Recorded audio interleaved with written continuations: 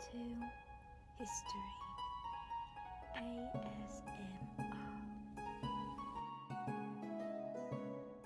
Hello friends. So tomorrow is October 12th, which will actually be the 230th anniversary of Columbus's arrival in the New World. And so I figured this would be as good of an opportunity as any to talk about his expedition. And there's a lot of sources out there about Columbus, some of them better than others. I went with this particular source. It's a book called Columbus for Gold, God, and Glory. I think a couple of reasons. I think the information, the way it's presented, is very well done. The pictures in the book are just very well presented, and the information is fantastic. And it's got some interesting theories that I want to kind of go over as well when I'm talking about this. I feel some of the theories they present are pretty good arguments, and I want to kind of go over those. And also there's a bit at the end of the book that talks about the legacy of Columbus as it relates to indigenous people, and you can't really talk about one without talking about the other. So I want to take a moment to do that towards the end. So I'm going to go into this book here, Columbus for Gold, God, and Glory. And I'm going to show you, get this nice little ASMR library crinkle. Then you have this really gorgeous photo that's a portrait of the Nina, the Pinta, and the Santa Maria.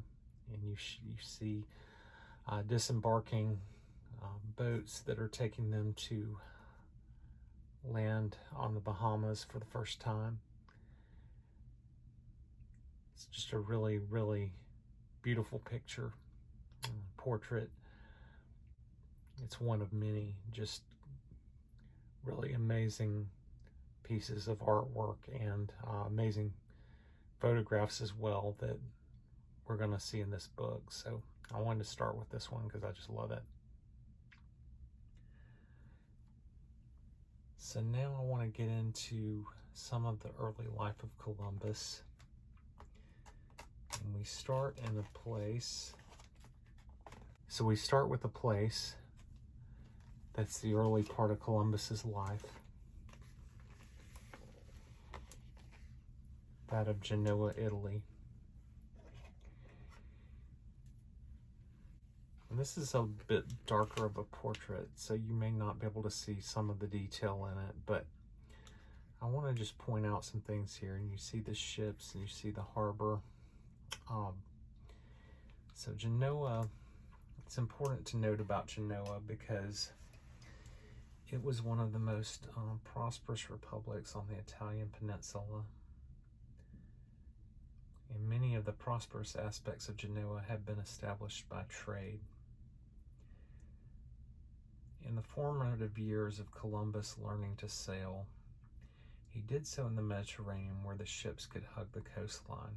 The whole wide open sea sailing that became part of what Columbus did later was rarely done during this particular time. That's a little brief intro on Columbus and his early life. So now I want to talk about a little bit later in his life.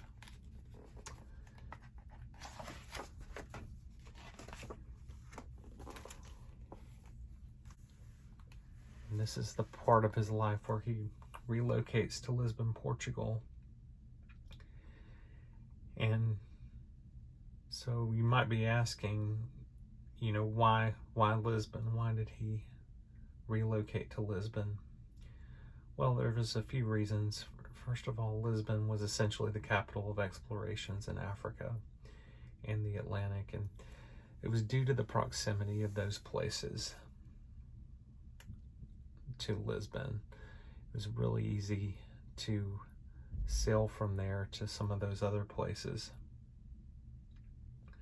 Portugal became sort of a place the young man from Genoa could flee to.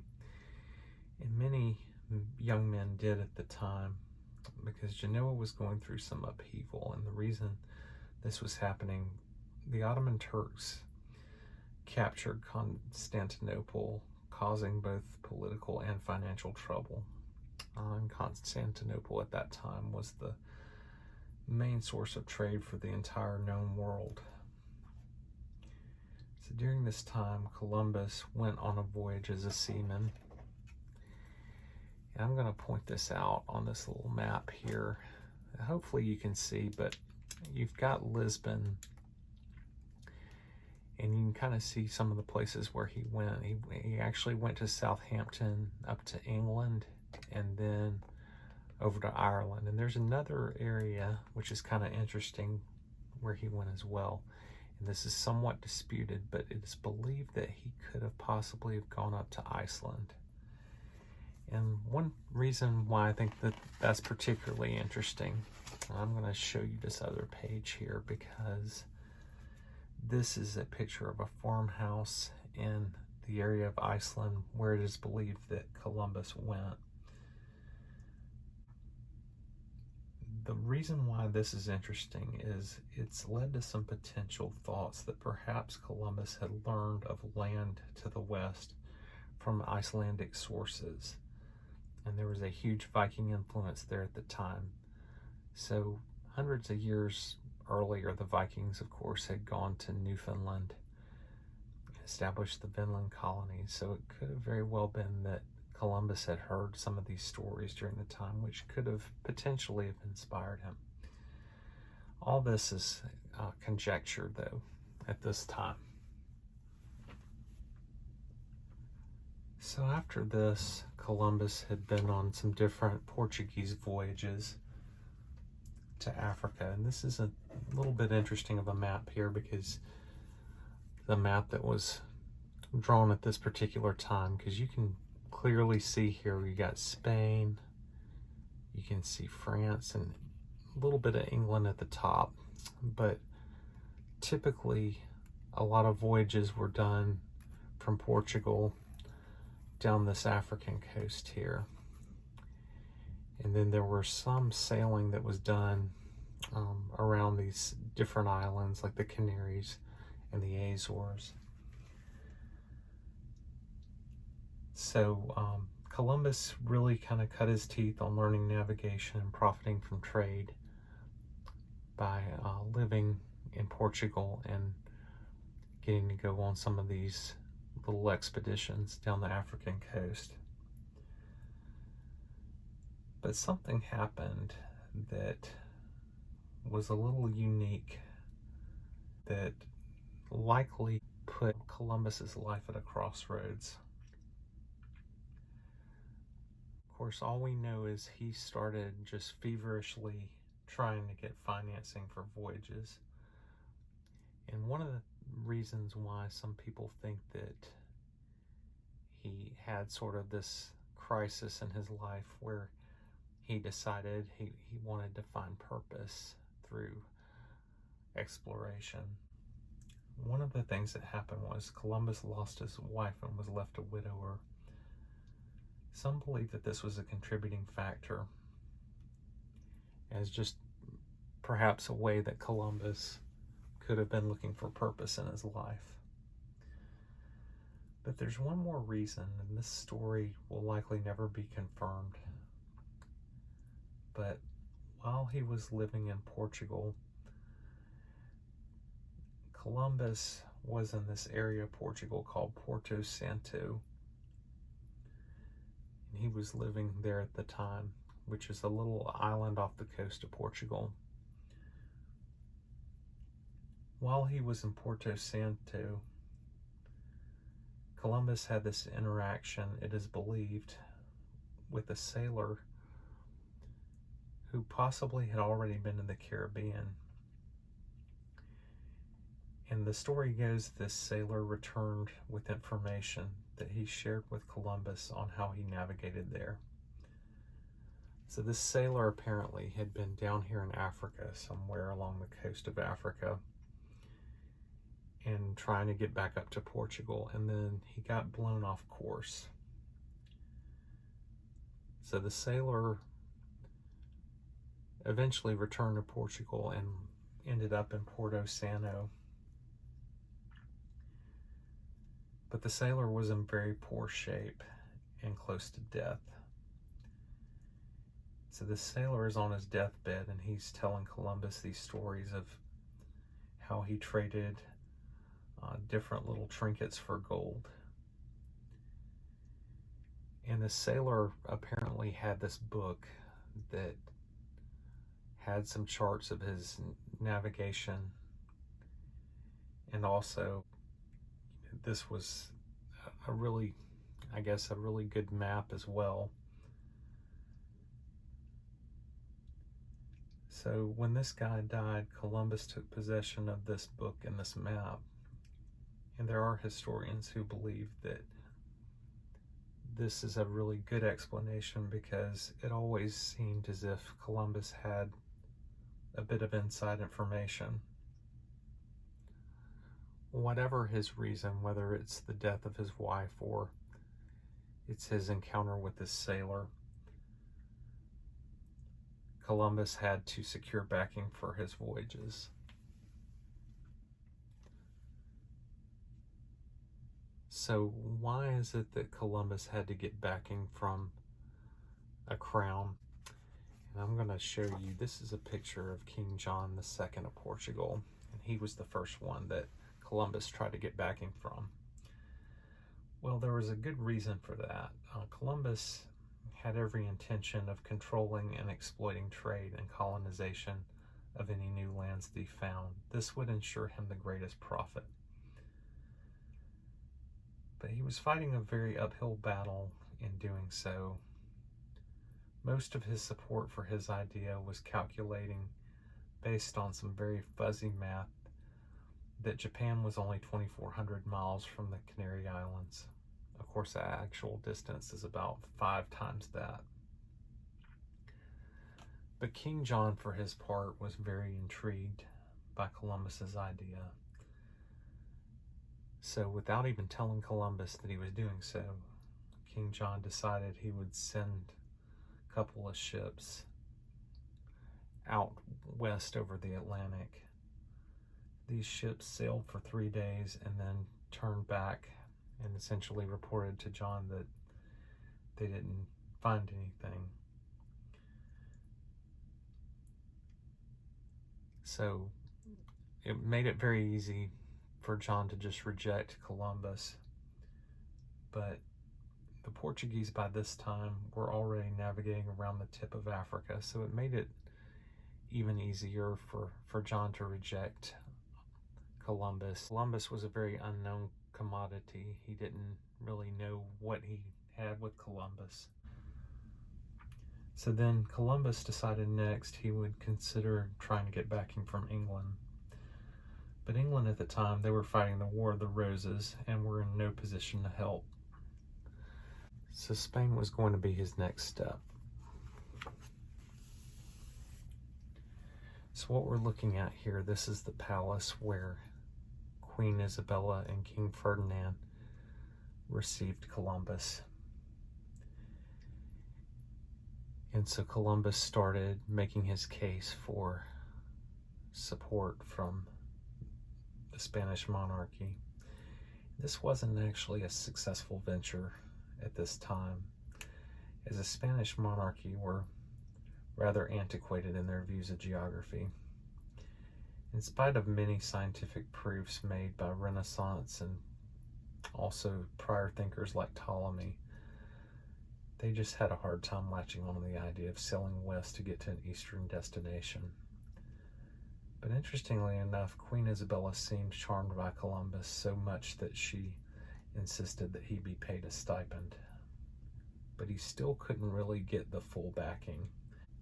So by 1491, Columbus was close to giving up on Spain. But he did end up finding an unlikely ally, a friar by the name of Juan Perez. This was a man who had great influence with Queen Isabella.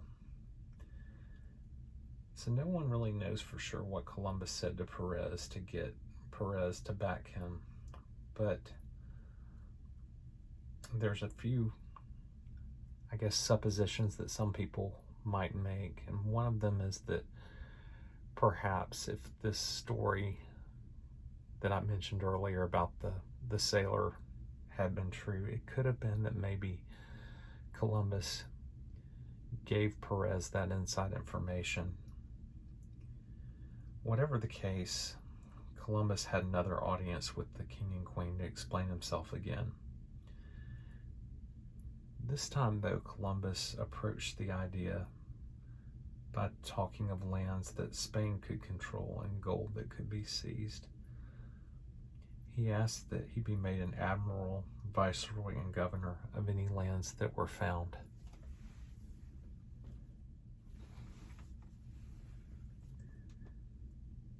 So now Columbus had his backing, and I'm going to show you a photograph, actually, in this case. This is a ship that is a replica of the Nina, and this was built around the 200th anniversary of Columbus's voyages. This was built back in 1992.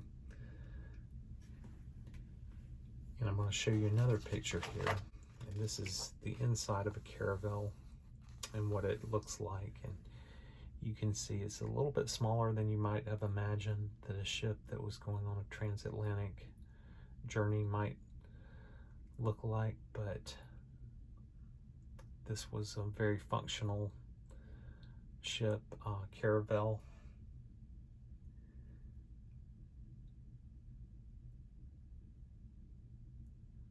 So now that we've sort of established the different ships that Columbus was sailing on,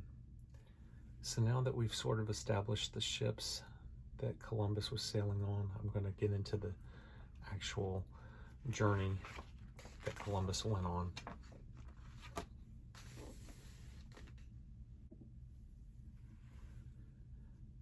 So I'm going to take you through the journey of his transatlantic voyage.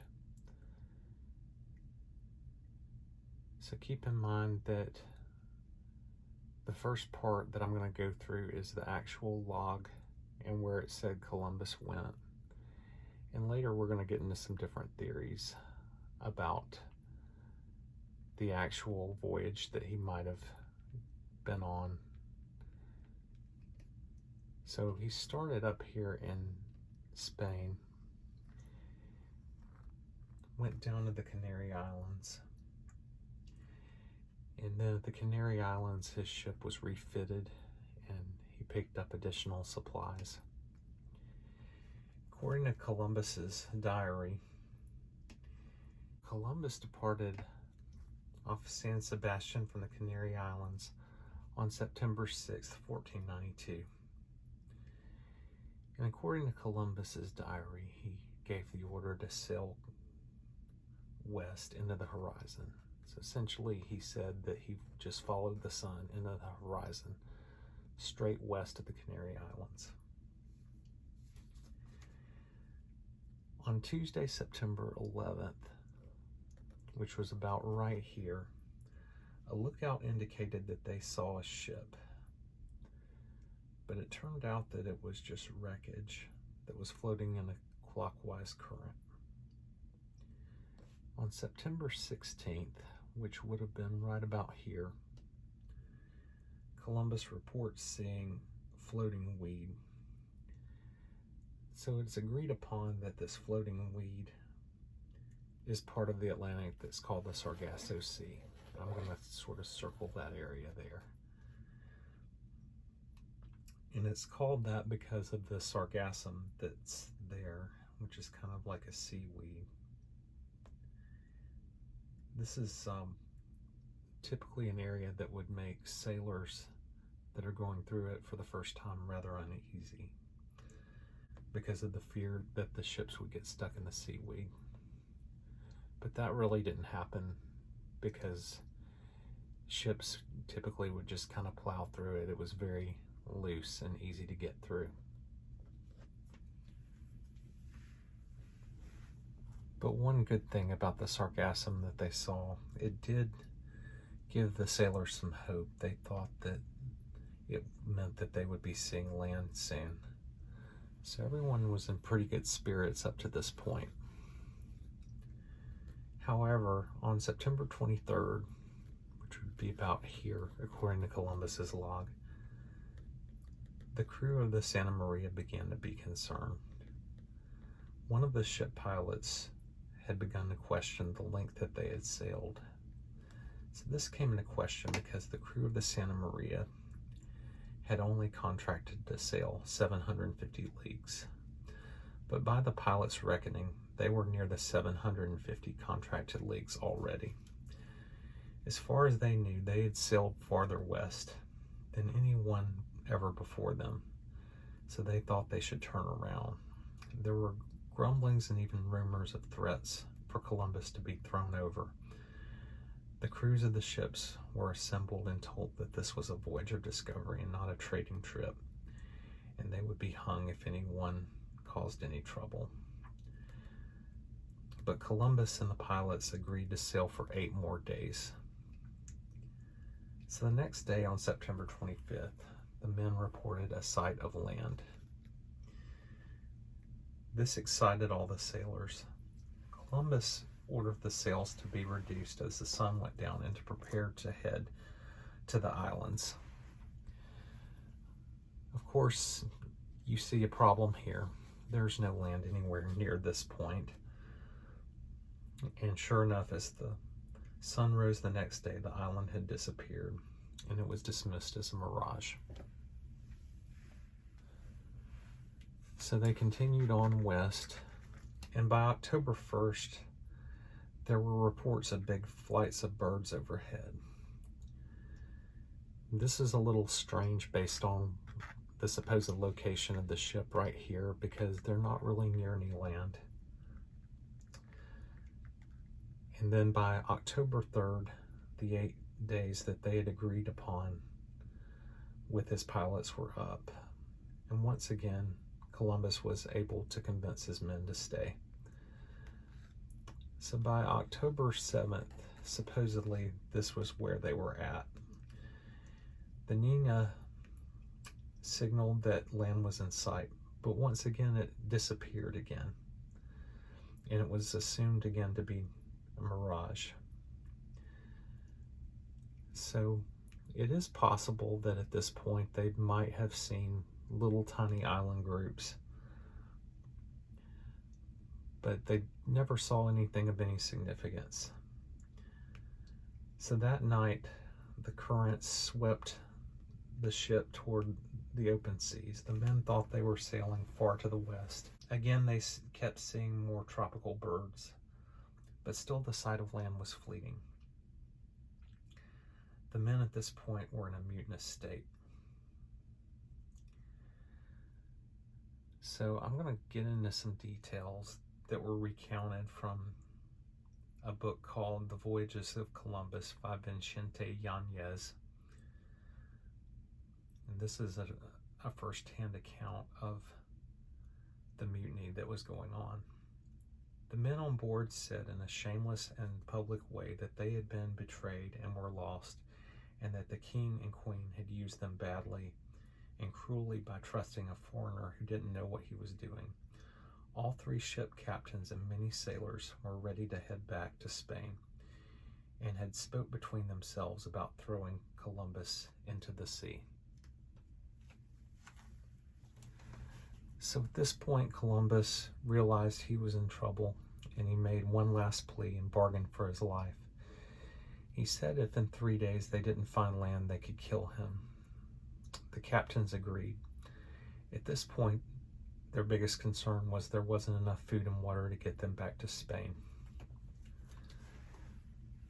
So then, Thursday, October 11th, which it was supposed that they were at this particular location in the Bahamas, they started seeing these green reeds floating in the water. And then the Nina found a twig that appeared to be carved with a sharp blade. This made the men less mutinous and gave them hope.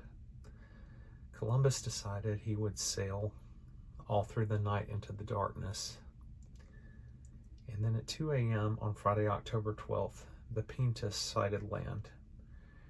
When the sun rose, a tropical island with beaches and lush green forests was sighted.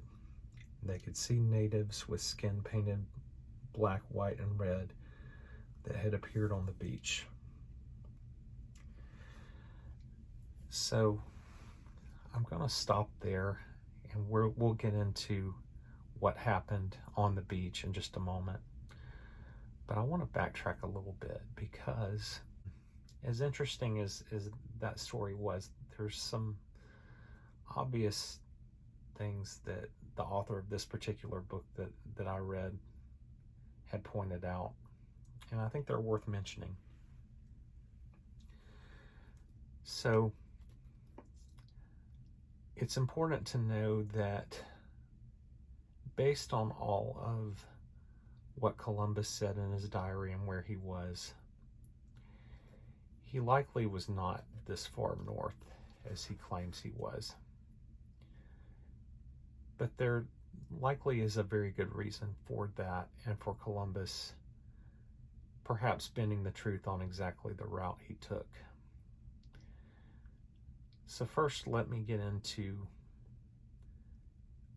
why some people think that his track was wrong. And then I'm going to get into the reasons why he likely lied about the route that he took. So if you look here, you see this little diagonal line.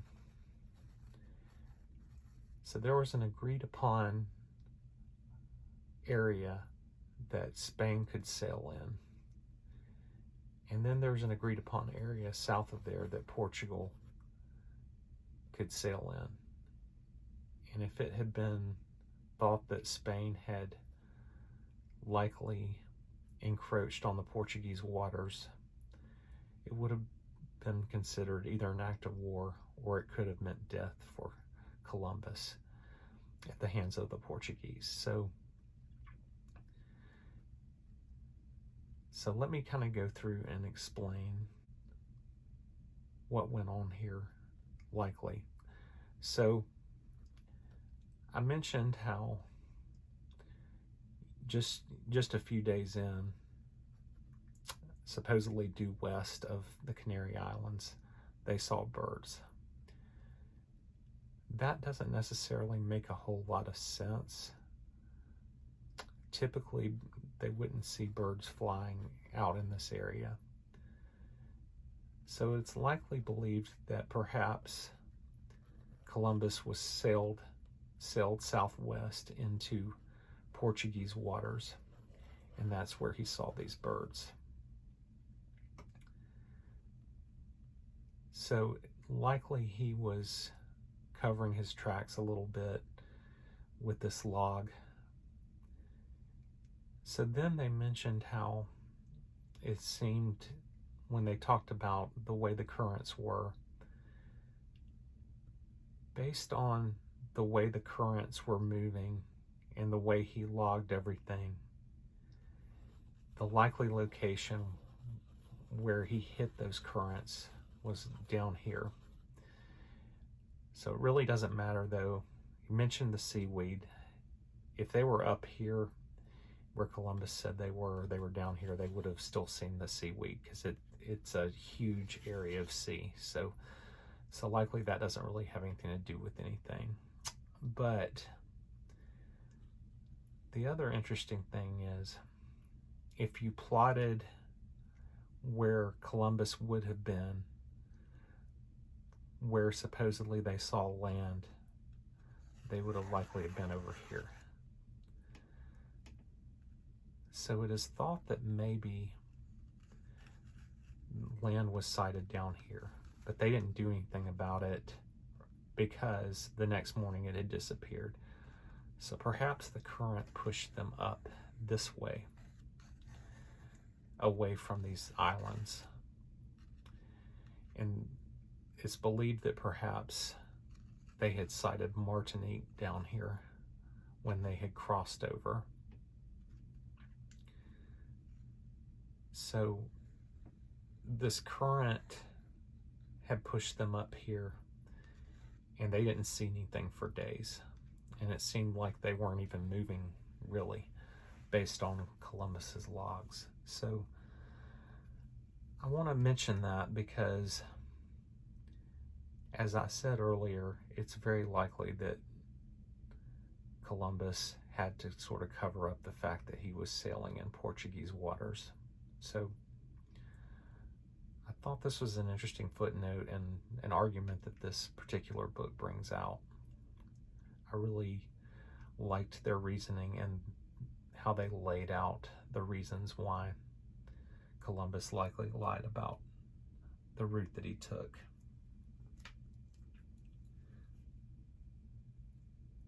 So now we're going to get back to Columbus disembarking on the beach. So he disembarked and had his men erect a holy cross. He then cut a handful of grass to indicate control of the land, and he named it San Salvador. Now, we don't know exactly where this San Salvador is. There's lots of different options. Some people believe it's Watling Island. Some people believe it's Cat Island is another one. There's some people that have even placed them as far away as Turks and Caicos Islands. So there's lots of conjecture on where he actually was, and there's no really way that they can really prove exactly where they were. So this San Salvador Island had natives that were treating Columbus and his men very friendly. These were Taino natives, and they exchanged gold ornaments for glass beads and bells. So Columbus, for his part, described the natives as having potential and being potential servants of great skill.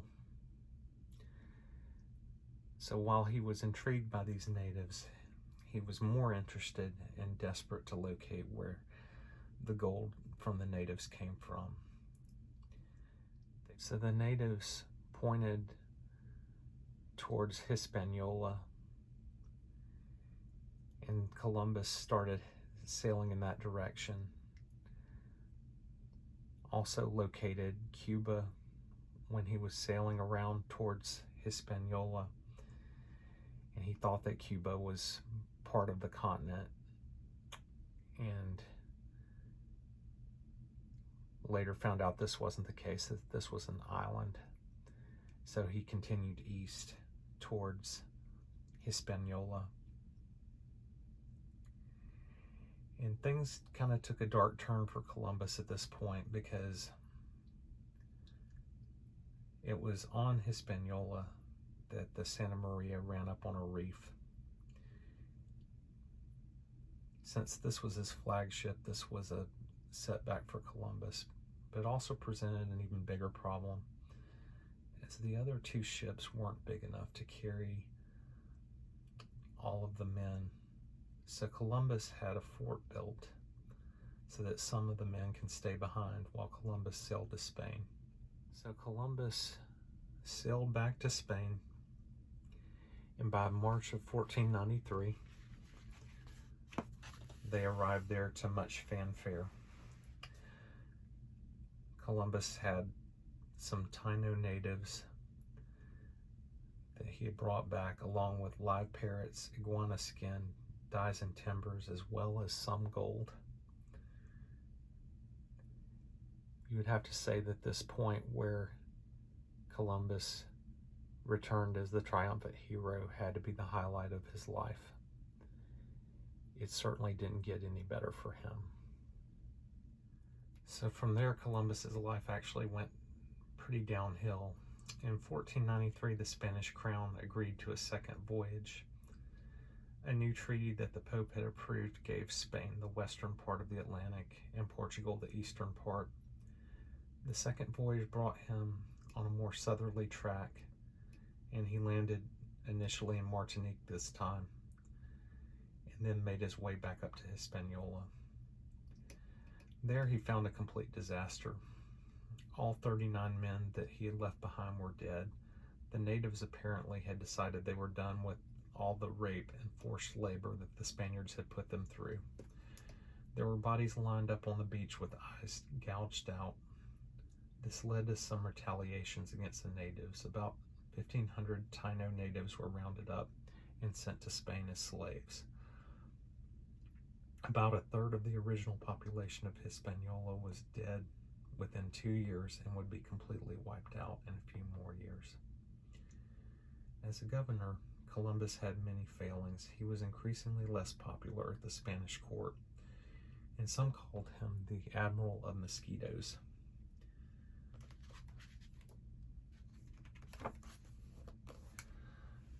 And you see there's a picture of Columbus on his deathbed.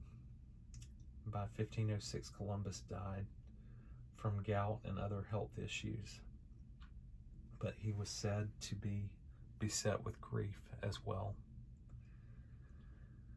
So thus kind of ends the story of Columbus. But I need to go over some of the information about the natives, because it's very important to have any discussion about Columbus needs to include information about the natives and what Columbus's legacy meant for them. So I'm going to do so by reading this passage from this book, which I think is a pretty good overview of Columbus's legacy to the natives. When a handful of Arawak fishermen watched Christopher Columbus wade ashore at the head of his men and then drop to his knees on the sand to pray, two great branches of the human race at last came face to face. Even as they joyfully welcomed the bearded men from the sky, the natives, whom Columbus dubbed Indians because he thought he had arrived at a remote island outpost of the Indies, were unknowingly living out the last brief twilight of their existence. The natives were Tainos, a subgroup of the Arawak culture occupying much of the Caribbean and the northern fringe of South America. Peaceful and gentle with only rudimentary weapons, the Tainos were being steadily routed by the fierce Caribs, who were island hopping the length of the West Indies, eating men and capturing women as they went. Although the Tainos at landfall were so much our friends that it is a marvel, as Columbus said, Columbus kidnapped 6 and shackled them to his deck. He praised their docility while appraising their commercial potential. They are completely defenseless and have no skill at arms, he reported, and so they are fit to be ordered about and made to work, to sow, and to do all else that may be needed. When the natives in the colony, later founded on Hispaniola by Columbus, fought back against the bands of headstrong soldiers and discontented colonists who terrorized them, Columbus punished the victims. About 1,500 Arawaks were rounded up and the strongest shipped to Spain to be sold as slaves. Columbus decreed that every native had to produce a hawk's bell filled with gold dust every 3 months. Any native caught without a copper token to show that he had met his quota was tortured. Those who fled were hunted down with dogs. Thousands of natives were driven to escape the reign of terror by poisoning themselves. According to some estimates, a third of the original 300,000 Tainos were dead within 2 years. In 30 years, virtually every member of the general race first encountered by Columbus had been wiped out.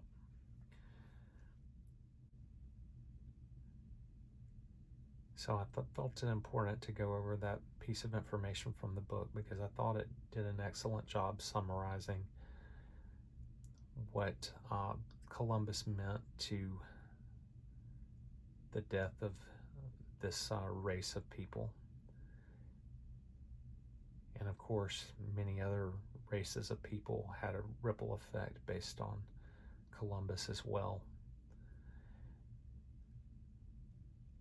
So as we're celebrating Columbus Day, it's important to remember indigenous people as well and the death of their culture. I appreciate all of you watching my videos and subscribing. I hope you enjoyed it, and we will see you next time.